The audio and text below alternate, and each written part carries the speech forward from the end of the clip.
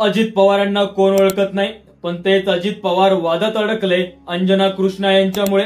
पण आता सगळ्यांनाच परिणाम भोगावा लागतोय. कार्यकर्त्यांना चांगलाच दणका बसलाय. तुम्हालाही प्रश्न पडला असेल, नेमकं घडलंय काय? नमस्कार, मी समाधान पाटील. तुम्ही पाहतात खटपट ओरिजिनल.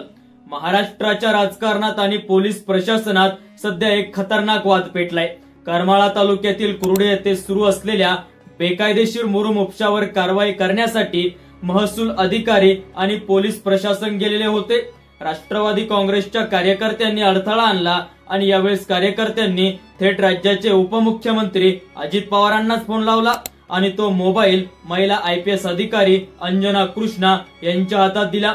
प्रकरण सातत्यानं पेटत गेलं. यावेळेस अजित पवारांनी अंजना कृष्णा यांना थेट धमकावलं. तुम्हारे इतनी हिम्मत, मैं एक्शन लूंगा, मैं डेप्युटी CM बोलो राहू, ऐसा वगैरे वगैरे अशी चेतावणी दिली. पण खरे ट्विस्ट तेव्हा आली जेव्हा अंजना कृष्णा यांनी स्वतःचा कॅमेरा ऑन केला. संपूर्ण संभाषण रेकॉर्डिंग मध्ये घेतलं. या हुशारीने परिस्थितीचं रूप पलटलं. महसूल अधिकारी प्रीती शिंदे यांच्या फिर्यादीवरून 15 ते 20 कार्यकर्त्यांवर गुन्हा दाखल झाला आहे. यात बाबा जगताप, नितीन माळी, संतोष कापडे, अण्णा धाने यांच्यासह ग्रामस्थांचा समावेश आहे.